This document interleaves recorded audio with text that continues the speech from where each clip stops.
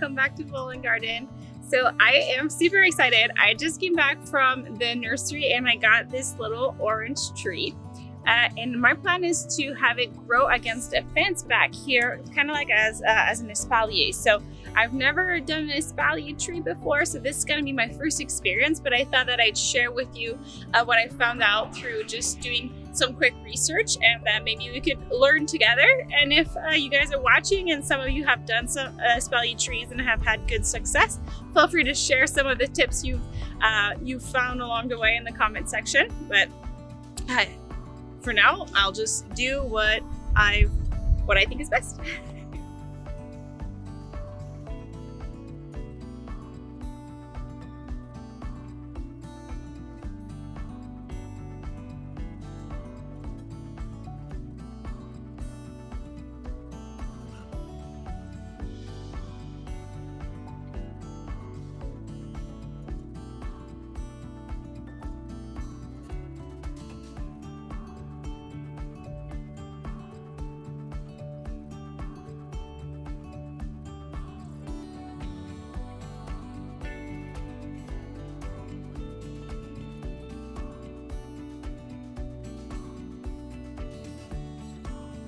All planted. I'm really excited. I've been wanting some oranges for a long time. They grow so well here in California, so I'm so excited to have some oranges hopefully next year, if not this year.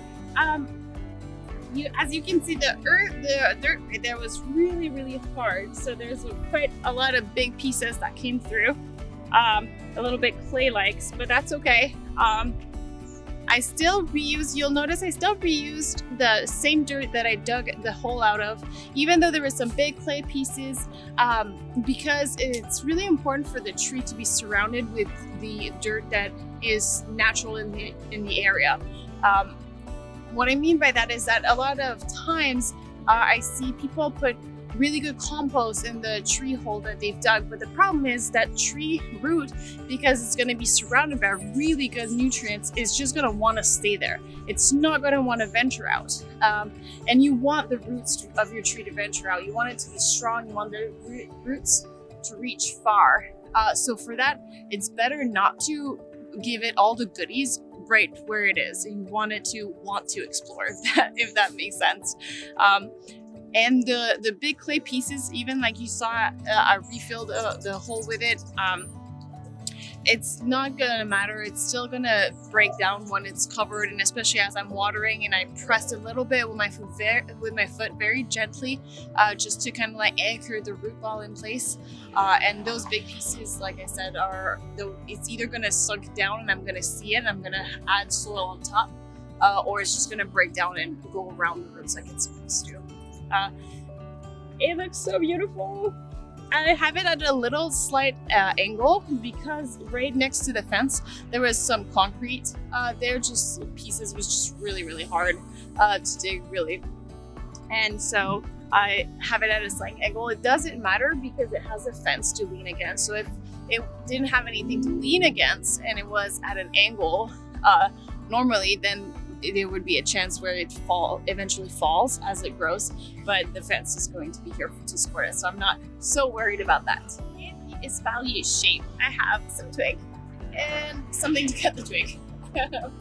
And the most important is that when you're bending the branches to create the shape that you want, that you don't go too harshly. So don't yank on it, don't force it. If you're bending it and it's at its max, if you bend it more than it's ready for, then it's just gonna break.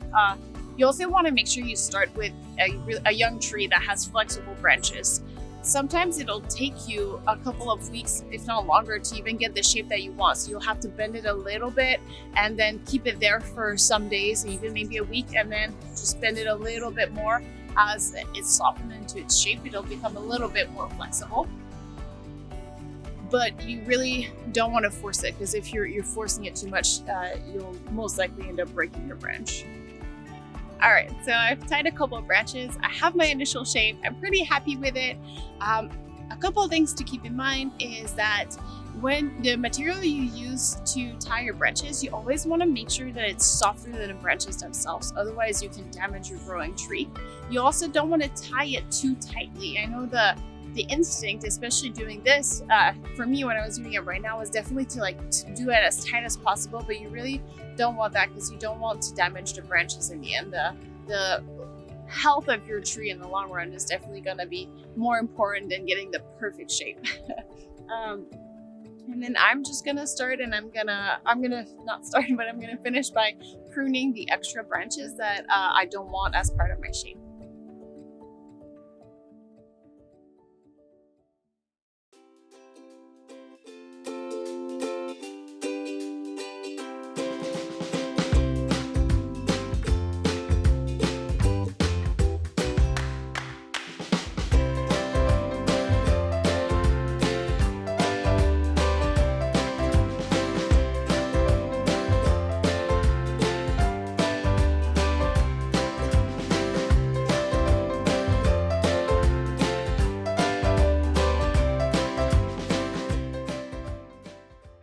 All done.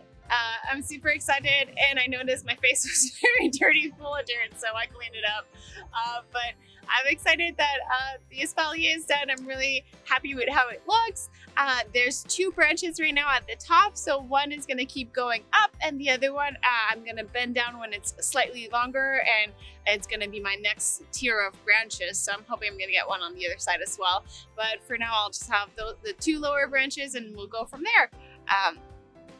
The last thing I have to do is just take off the tag off of the trunk. So always take off the tags off of the trunk of your trees. I know it's tempting to leave them there because we want to know what variety of tree we have. But if you leave them there and the tree grows, it can actually suffocate your tree. It'll try to grow, and the tag sometimes is made out of a plastic that's stronger and won't just break off. So it's much better for the health of your tree in the long term to take them out and put them someplace safe, because it is fun to know what variety you have, especially when it's a fruit tree, because I'm probably going to share some of the fruit down the road, and I would love to be able to tell people what variety it is in case they want to plant one in their own garden. All right, guys, the last thing I'm going to do today is plant these guys. Look how beautiful these are. Love the color on these. They are, let me check the tag. They called Diplacus mimulus. Sorry, probably butchering that. But they're a type of monkey flower, basically. There's a lot of different varieties of monkey flower that are native to the California region, and these are one of them. I saw them at the garden center today when I went to pick up my orange tree, and I could not resist. So I got 3 of them to have a little section, and I'm gonna plant them.